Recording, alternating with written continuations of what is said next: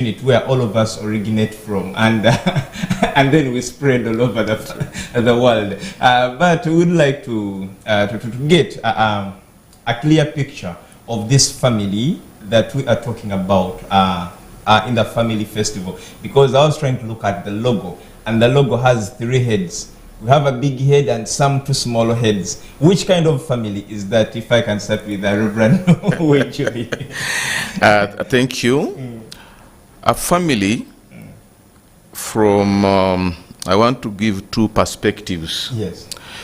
The first perspective, we are looking at a family is religiously. When we talk of a family from a religious perspective, we find its roots from the whole books, the Bible and the Quran. And for that case, these 3 symbols you are seeing there, a big one, then there is a medium one, then a smaller one, and then they stand for a man, a father, woman, mother, then the small one is a kid. Okay. That is how the idea of a family comes out well from a Christian perspective. And then we have African perspective of looking at a family. It is almost, and let me say, they are the same. But ours here, from African perspective, you find that sometimes a family is not just a nuclear family of a husband, a wife, and the children. But sometimes you find that in our African perspective, a family is extended family, whereby you will find a number of people in that family, and among the people you will find there, you will find there the head of the family, that's the man, the wife, the children, the relatives, friends, and many others who are around that family. So our family, in African perspective, is something bigger than a man, a wife, and children. It involves a number of other people who benefit from that small unit called family. Okay. That is a very good elaboration of a family. Now everyone out there watching us, yes, at least has that image of the family we are talking about, both extended and nuclear. Now, Canon Grace, talking about the family festival. Now, tell us the background of this whole arrangement. Why has IRCU come up with this idea at such a time? Thank you. As we said earlier, the family is very critical to, it's central to who we are, because we all start there. And because it is so critical, it attracts a lot of attacks, if you call them. Usually people, when you have a very important thing in the middle of your life, that's where we are attacked most. And so we have found out that the family as an institution is facing a lot of battling from various forces, especially because of the globalization forces that we've gone through or we are going through. We find that it has upset the infrastructure of the family so much. Now, for instance, now people must leave to go and work out of the family. Before, maybe the family where when we grew up, our father was always there, mother was there, they all worked around the garden. But now you have a situation where people must work 100 miles away, from each other, or even miles and miles away. It has become normal. It has become normal because people must live, and therefore people must work, and wherever the work is, people go and find it. But they also, that has also complicated the nurturing of the institution, because then if the parents are not together, the nurturing of children becomes an issue. What do you do with the children? And then there are these other forces, the forces that seek to dismantle the whole understanding of family, You know, we have always known it as a space where father and mother and children, and as my colleague has said, you know, other extended members of the family live in peace, where they find sanctuary of love and support. But some people think, well, you know, family is no longer an important thing. And we know, of course, the trends that are in the world today. Yeah. So we realize that, but also there has been the burden of everybody complaining about how things are going wrong in society. And as people have tried to identify where the root causes are, it has become clearer and clearer that the instability in the family is a very contributory factor to that. Because then we are unable really to provide the nurturing that we received, for instance, when we are growing up. Many of our young people are growing up in homes where maybe they are single parents. There is no father in their lives. There is no mother figure in their lives. And so also the support from the extended family has also gone down because of pressures of work. Aunties are not there, uncles are not there. So we realize that in light of what we aspire for, to build a stable nation, a prosperous country, a God-fearing nation, unless we tackle the issue of the state of the family, all those things we will defeat ourselves. So that's why we thought that we pay some special attention to the family institution. How do we look at it, you know, if you like, do some microscope approach to it and look at it and ask, you know, what is the family? What are we talking about anyway when we talk about family?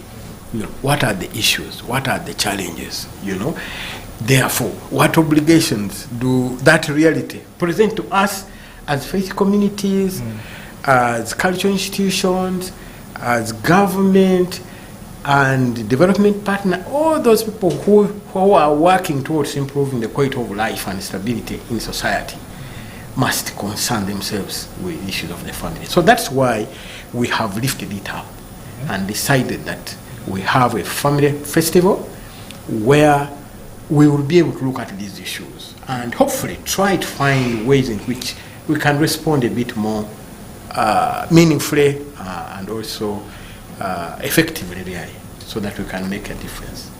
Thank you so much, Reverend. Talking about building on what Canon has said, what are some of the specific challenges in family today that this day is going to address? We are looking at the attitude towards work. We are looking at gender-based violence, violence against women and children. When you look at the number of children who are in families and compare the number of children who are going to school, you see that there is a challenge. But also, people seem to be fatigued, as if people are not feeling so comfortable in their marriages, in their families. So why we are trying to come up with this is to say that we strengthen that unity called family, because we identified it as a very strong center of nurturing, because we start and we come from families. And now, if a family is not stable, we cannot have a stable nation. Two, when you look at a number of issues coming up, when you go to some families, they cannot feed their children. They are not there. So there are so many challenges that we are looking at during this festival. Poverty alone is there. But there are also other issues that are coming from beyond our borders, whereby our children have lost trust in their parents, in their relatives. Now they trust phones. But how can we use these phones, ICT, to see that we get wealthy? Instead of using smartphones, those media platforms to abuse one another, we have a way of how we can use those media platforms to make wealth and we walk out of poverty. And then on that, we are going to have a youth colloquium, whereby youths will be together, and then we have a discussion around unemployment.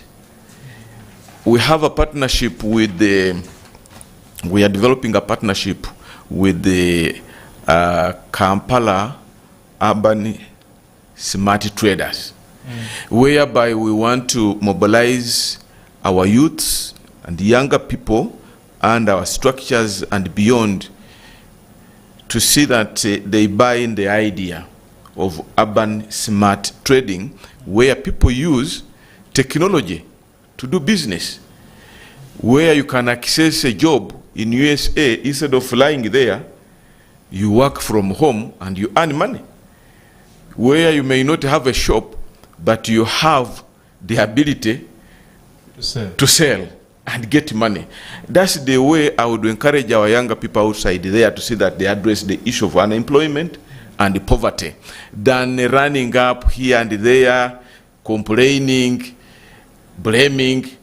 For me, I see opportunity there. So within the built activities of this festival, we have a youth colloquium to address issues our young people and youths are facing in this country.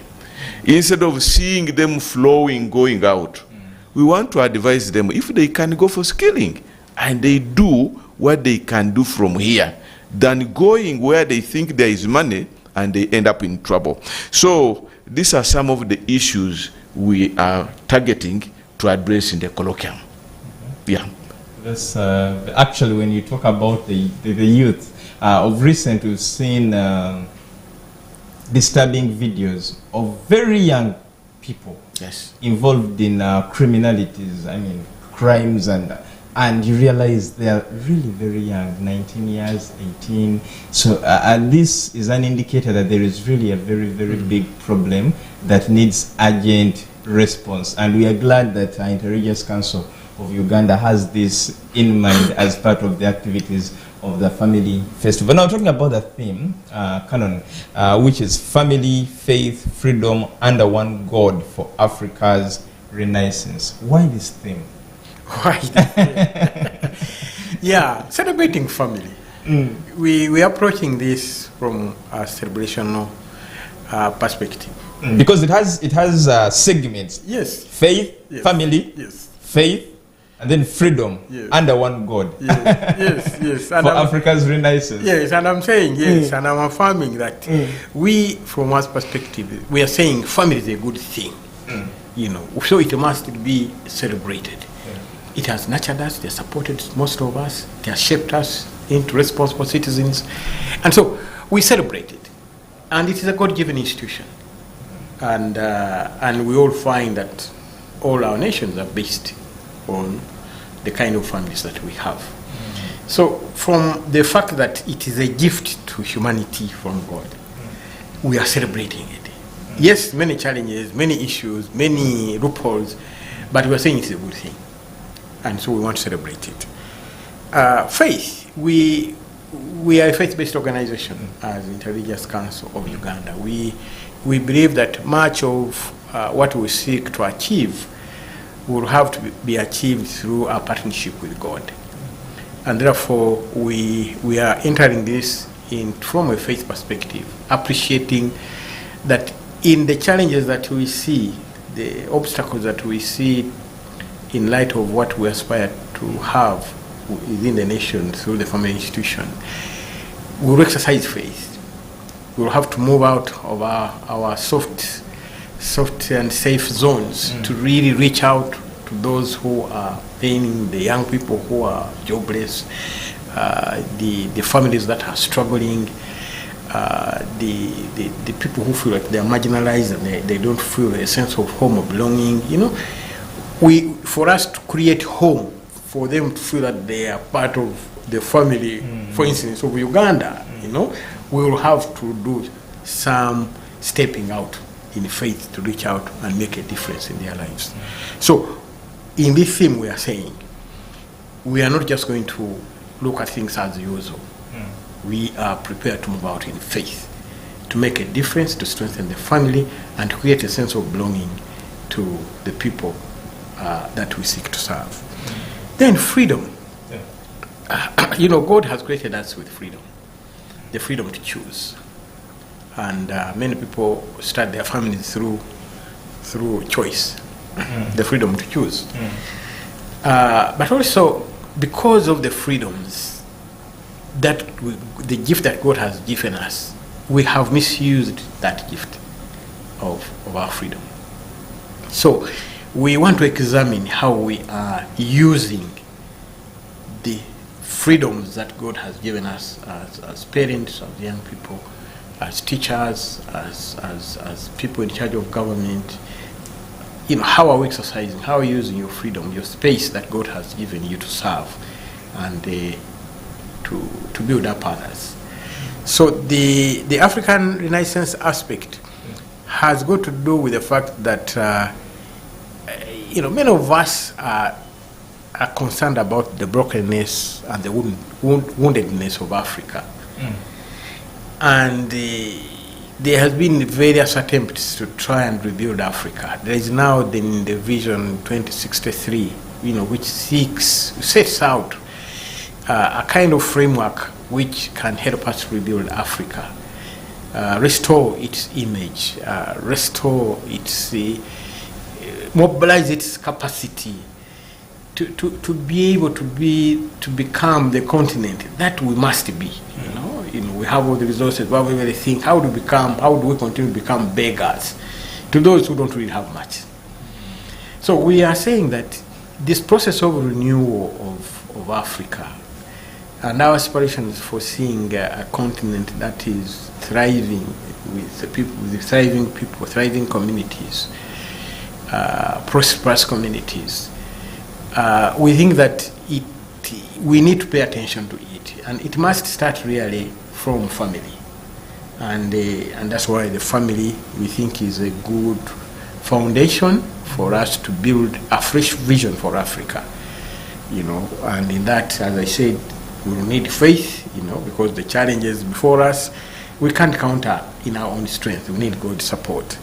And then we would have to be using our freedom responsibly in the process of rebuilding Africa. Thank you so much. Reverend, you want to submit? Yeah, maybe something he left out, one family under God. When you look at the composition of IRCU, is an organization owned by 7 religions or faiths in the country, and that is Church of Uganda, Roman Catholic Church, Uganda Orthodox Church, Uganda Muslim Supreme Council, Seventh-day Adventist, Born Again, and the Association of Pentecostals and Evangelicals. To give you just a brief background, we have taken quite a long time fighting religious wars in the country. And here for us today, we are enjoying working together as a family, as people under one God. And it has helped us to fight against many issues that could affect our country. So when we say one family under one God, we are trying to harmonize, because we have 6 pillars that we are following to build the Uganda we want. And the Uganda we want, as Canon mentioned, we want to see a God-fearing nation. as one. That's very key. When you say you are targeting to see a God-fearing nation, it means a lot, where people give God his due respect, and that alone will fight very many things: corruption, moral decadence, what, all those things you are seeing in the general public, such that we are struggling to see that each of these religious organizations leads their faithful to understand and fear God. 2, we are looking at a stable nation, whereby it is not only stable in a few aspects, but we want to see it even stable in the pockets of people. Because the third pillar there is a prosperous nation, and we are working towards this. In the next 50 years to come, we want to see this. And then we want to see a caring nation. We want to see a healthy nation. Each of these pillars has its own explanation and meaning. So, when we talk of one family under one God, we want to deal with issues of religious differences, political differences, among others. And this idea of classes in citizens, these are first grade. This grade takes their children to certain schools. This one take to certain schools. But we have the same market, the same school. We want to enjoy this country, my dear. Equally, as one family, we are all created from the image of God. Even if you're a Muslim, you're an Anglican, you're a Baha'i, you're a Hindu, you're a Buddhist, we are all created in the image of God. The only challenge there is that the devil mad us with mad to darken us, and we lose the real image. We have a mask covering our face such that we don't show the real image of God in us. But once these organizations, these faiths embark on these 6 pillars, you are going to see a very wonderful Uganda. And for you are still young, we are praying that you are going to see the Uganda we want. For us today, we are just talking, planning, and trying to implement some of these things. But for you and our children and your children will enjoy this Uganda we are talking about, the Uganda we want. Uganda we want. Yes, where people can sit. If there is political differences, they sit on round table, they discuss issues, and then life continues. It does not create permanent enmity, fighting, doing what, quarreling all the time. No. For us, we have harmonized as religious institutions. Now you will find me in the mosque with my collar. You will find Archbishop of Church of Uganda welcoming the president of Iran in a mosque.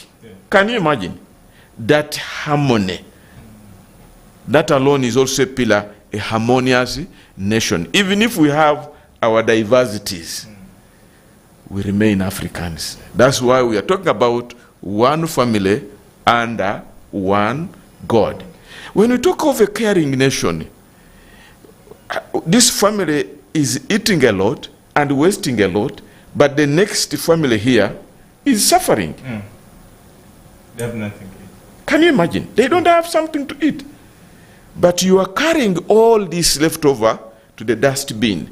Why can't you bite what you can chew and swallow at a time, but also take care of your neighbor? That is our African perspective of extended family. As I talk now, for me, I might be taking care of 18 people. But in my nuclear family or household, we are only 8 people. Who are these 10? My mother, my sisters, my nephews, my so forth, all that. Because that spirit is still within some of us. And we want to help these other people, you who are coming up, the younger people, to know that it is not all about you. One scholar said, I am because we are. John Mbiti. And he ends up and he says, and sincerely, we are, therefore I am. Where you are, you need some people around you because you need to do business. And the people around you will be your clients. Yes. Even if you have put there a shop, you need the people. Exactly. Even if you are doing any kind of business, you need the people. So you cannot avoid that extended family because you need it. And it does not even end within your locality. It goes even beyond Uganda, where you need East Africa, where you need Africa at large, and other people globally. Thank you. Thank you so much for that elaboration. Now, Canon, in our mentions, we talk about 3 institutions being part of the arrangement. One is Interreligious Council of Uganda. Another one is Global Peace Foundation. But we also talk about the government of Uganda. So someone would ask, is this a government event? Is this going to be a public holiday that since the government is part of this, so people will not work, they'll stay at home? I mean, what is the role of each of these stakeholders? Well, I would say that the vision for the Family Festival came through Interreligious Council. And then as you begin to think and plan, then the other key institutions that become critical or take interest. And I would say that the Global Peace Foundation also took interest into our idea because we are struggling really about this theme of how do we rebuild the family, how do we tackle the challenges facing the family. And so they also got interested, and so they came into partnership with us. Now government, when we shared the vision, they welcomed it very, very warmly, actually, and said, this is it, this sort of much of what we are struggling with. Because if we are building healthy, stable, thriving families, then you have a stable nation. And so they said, we want to be part of this.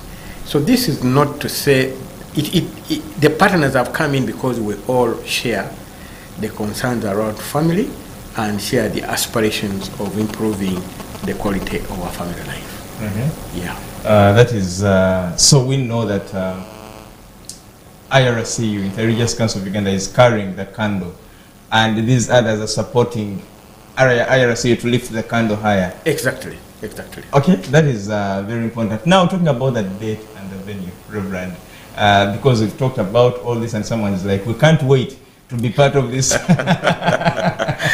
Actually, it is going to be so marvelous, whereby I want to mobilize people from outside there who are viewing us, and those who are on YouTube, whereby if you are far away from Uganda, you should be booking your ticket to come and be part of this festival. It is the first of its kind, and it is not going to be one-off. We'll be doing it annually. Before the real date, 29th of June, we have other activities. From 21st, which is a Friday, 22nd and 23rd, we have dedicated those days and that weekend specifically for prayers in places of worship, whereby we are appealing to our member organizations, Church of Uganda, Uganda Muslim Supreme Council, SDA, Born Again, Orthodox Church, and BAF, that APE, such that they organize their structures to see that on Friday, in all mosques in Uganda, they will be celebrating at that level, talking about family, praying for families, encouraging families. And I think I even encourage them to start with the counseling. They can even take the whole week to see that they address the issues challenging what? Families. But also to sit down and assess, as a family we have been here for the last 10 years, What are our achievements? Where have we gone wrong? How can we recorrect ourselves and see that we do something as part of those who are building this nation, Uganda? So on 21st, that's a Friday, we expect mosques in the whole country to talk about family. And then on Saturday, Seventh-day Adventist Church, we are appealing to them to see that they also take on the mantle on that day. On Saturday is a Sabbath, and talk about it. It should be part of their sermon to address the issues of family from biblical perspective. And we are developing a pastoral letter to say that we support them, such that when they are talking, they talk from informed point of view. And then on Sunday, the rest, those who go on Sunday, Roman Catholics, Anglicans, born again, Orthodox.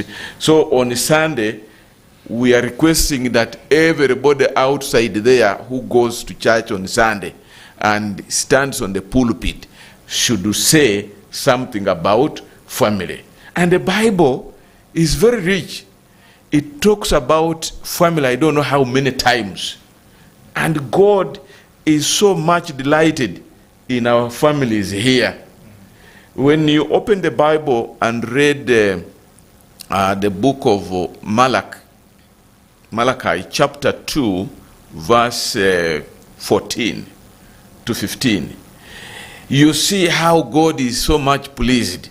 And when you read Psalm 127, you will find that God has interest in this business called family.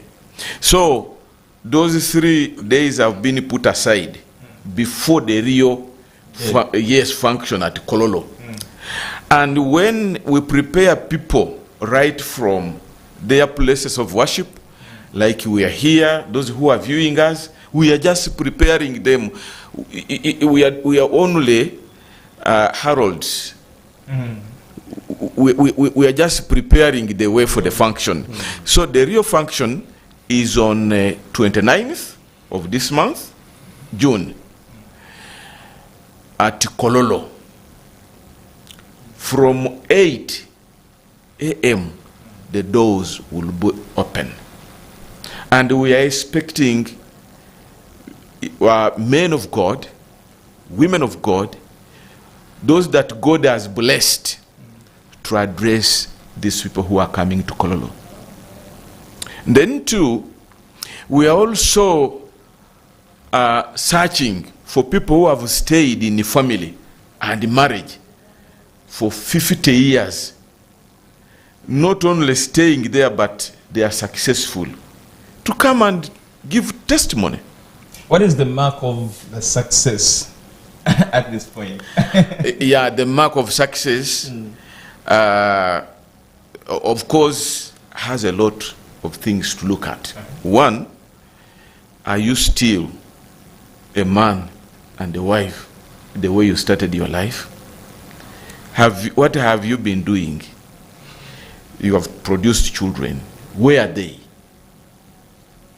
What are they doing? Are they benefiting the community? Those are some of the issues we are looking at. So we are looking around. Even if we will have 1,000 couples and they meet our requirements, they are going to be awarded. We want to appreciate them because the generation we are living in today, people are saying marriage is something very difficult. And some of these younger people are fearing to get married, to start families. I was discussing with a certain young girl. She said, but Reverend, just pray for me. For me, I just want to get my 2 kids and I get rid of a man. Just like that? Just like that. Because she has money. And you wait. You are going to see the numbers. When you boss will be giving us the report. what is going to come out of census. Single family, single mothers, single fathers. Now, the percentage might be higher than, because people are fearing. They think when they go into marriages, into families, their freedoms will be limited. Actually, people reluctantly say it is a prison. Those are the issues we want to discuss and encourage them and say, look here, like for me, I've been in marriage for the last 30 years and I'm enjoying it. I don't know how many years, Canon. 42. 42 years. But we are here. We have no scars. But you find a very younger couple with scars. And not only these physical scars, but deep, deep scars. Emotional scars. Because they don't understand what marriage is, what family is. They think I will stay in an apartment in my one room with my 2 kids. But those 2 kids, without the 2 people around, you will be taming something different. And you may not enjoy it. So for us, we are saying this festival is going to help us to strengthen the institution called family as a nurturing center for our children. And once we nurture our children from that center, everything is going to go well for this country. Yeah, because we will handle conflicts, we will handle what? Each and everything. But this one is just a starting point.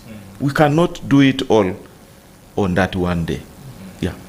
Okay, thank you so much. Now, maybe there's something you didn't talk about. So, what about this week before, because after 23rd, as we wait for 29th, are there any activities that will happen in that week, or that will be a week to prepare ourselves for the deed day?